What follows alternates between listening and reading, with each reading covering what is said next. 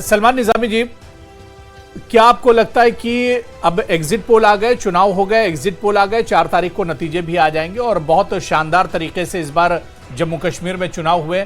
क्या आपको लग रहा है कि अब लोकसभा चुनाव के बाद एक बहुत अच्छा माहौल बन चुका है, अब असेंबली के चुनाव भी बहुत शानदार तरीके से होंगे और जम्मू कश्मीर के लोगों ने भी एक इशारा दे दिया है कि अब यहां पर पॉलिटिकल प्रोसेस एक तरह से शुरू होना चाहिए? जी बिल्कुल, जिस तरीके से लोगों की पार्टिसिपेशन थी, खासकर कश्मीर में जहां बाइकआउट होता था, जहां श्रीनगर की सीट पे कुछ सैकड़ों की तादाद में जो है लोग सामने निकलते थे, वोटिंग में पार्टिसिपेट करते थे और उसी मार्जिन से मुझे लगता है कुछ 100, 200, 300 वोटों से जो कैंडिडेट हैं वो जीतते थे। लेकिन आज जो परसेंटेज है 60% बहुत सी जगहों पे टच हुआ, खासकर साउथ कश्मीर में और रजौरी पुंछ में, श्रीनगर में और नॉर्थ कश्मीर में।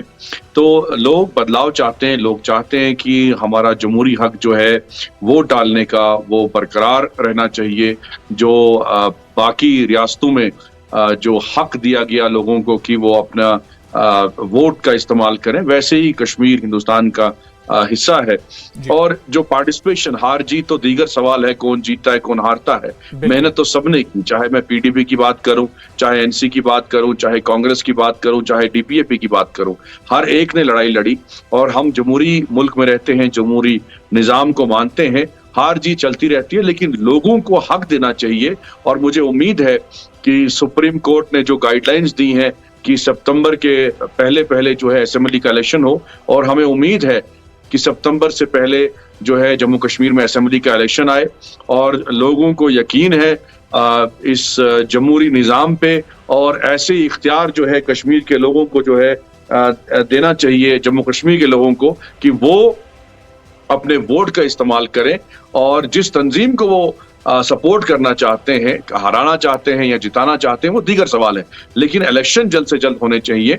और एग्जिट पोल तो है, मैंने पहले भी कहा कि जो मुझे एग्जिट पोल नजर आ रहा है, जो कांग्रेस की हालत मैं देख रहा हूं, यही रहने वाला है। इससे ना ऊपर जाएगा ना नीचे जाएगा, क्योंकि मैं कांग्रेस में 10-15 साल रहा हूं। मैंने कांग्रेस के अंदरूनी हालात देखे हैं कि कांग्रेस की स्ट्रेटजी क्या है। मैंने पहले भी जिक्र किया, बंगाल में जाइए, वहां ममता जी कांग्रेस के खिलाफ लड़ रही हैं और कांग्रेस उनके खिलाफ लड़ रही है।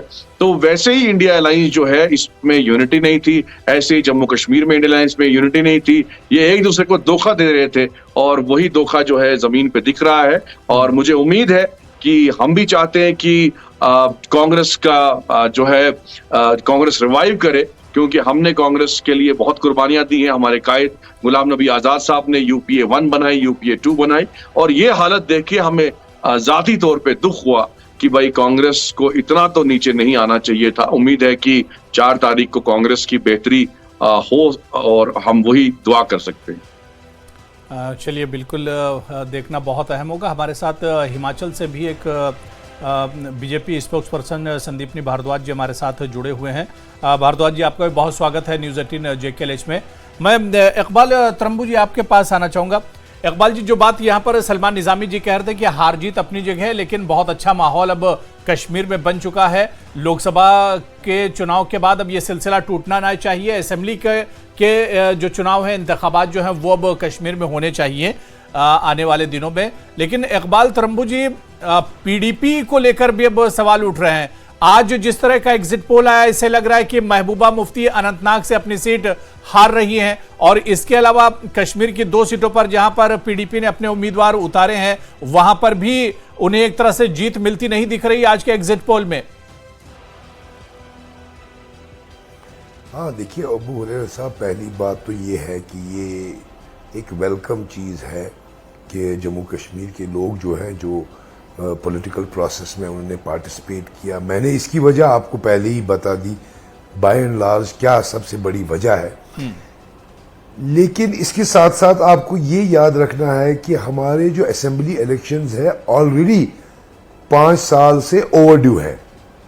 और जब जम्मू कश्मीर के हालात इतने खराब भी थे, तब भी अपने टाइम पर जो है असेंबली इलेक्शंस वगैरह कंडक्ट किए जाते थे। लेकिन ये हक जम्मू कश्मीर के लोगों से जो है बीजेपी ने छीना है। जबकि उनका दावा था कि यहाँ पर हालात बहुत ठीक है और यहाँ पर असेंबली इलेक्शन बहुत देर पहले अपने ड्यू टाइम पे हो जाने चाहिए थे। बल्कि अफसोस का मकाम तो ये है कि म्युनिसिपल इलेक्शंस को भी जो है उन्होंने अभी कंडक्ट नहीं किया, जबकि उनका भी डेट अब ओवरड्यू हो गया है। तो हम उम्मीद करते हैं कि डेमोक्रेटिक प्रोसेस को बहाल रखा जाए हर सूरत में। और एक ये भी वजह है जो भाजपा की थ्रू आउट द कंट्री जो नुकसान भाजपा को पहुंच सकता है, उसकी एक वजह ये भी है कि उन्होंने इस डेमोक्रेटिक सेटअप को कहीं ना कहीं नुकसान तो पहुंचाया है। उसकी एक लाइव एग्जाम्पल यही है कि हम लोगों को, जम्मू कश्मीर के लोगों को इलेक्शन के हक से महरूम रखा गया, नंबर एक। नंबर दो, उसका दूसरा ये है कि आज तक ऐसा कोई प्रेसिडेंस नहीं है कि एक स्टेट को जो है चलिए तोड़कर अब तो चुनाव होंगे तरम्बू जी। में अब तो कहा जा रहा है कि सितंबर से पहले चुनाव हो जाएंगे असेंबली के भी, सरकार भी कह रही है। और जब सुप्रीम कोर्ट ने कह दिया तो अब चुनाव तो होने ही है कश्मीर में। मैं संदीप ने वही अबू हुरैरा साहब जी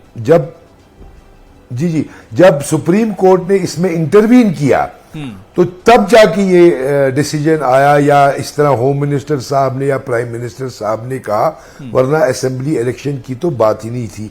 और दूसरा सवाल जो आपने पीडीपी के बारे में कहा, तो मैं आपसे ये कहना चाहता हूं कि जैसे मैंने पहले अर्ज किया कि एक बहुत बड़ा सेटबैक जो है पीडीपी को 2019 में हुआ है, और 2019 में भी हमने पार्लियामेंट्री इलेक्शंस में पार्टिसिपेट किया है, और अब हमने 2024 में भी पार्टिसिपेट किया है। और हमारे लिए ये खुशाइंद बात है जो हमने जो आप रिजल्ट्स में इंशाल्लाह देखेंगे 4 जून को, जो रिवाइवल और जो हमारा वोट शेयर जो कश्मीर में बिलखुसूस आप देखेंगे, उसमें हमें उम्मीद है कि बहुत बिल्कुल जाहिर सी बात है कि 4 तारीख को नतीजे आएंगे और उस दिन तस्वीर और ज्यादा साफ हो जाएगी। तो देखना बहुत अहम होगा। इकबाल जी, मैं संदीपनी भारद्वाज जी आपके पास आना चाहूंगा। हिमाचल को लेकर भारद्वाज जी, 4 सीटें एनडीए के खाते में, आप लोगों के खाते में, बीजेपी के खाते में जा रही हैं। मौजूदा सरकार वहां पर आप देखिए स्टेट में कांग्रेस की है, और इसके अलावा उपचुनाव भी जो लोकसभा के हुए थे उसमें भी बाईपोल में 1 सीट कांग्रेस जीत कर गई थी, लेकिन फिर से 4 सीटें अब एनडीए के खाते में जा रही हैं। कितनी बड़ी खबर है और कैसा ये एग्जिट पोल है आप लोगों के लिए?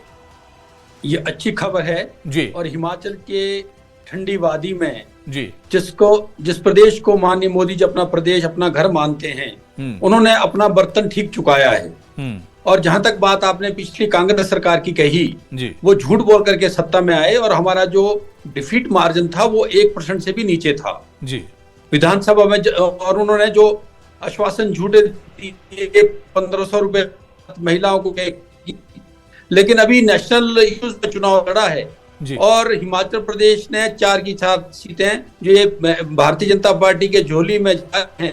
यह आपका सर्वे सटीक है, मैं इस बात से सहमत हूँ।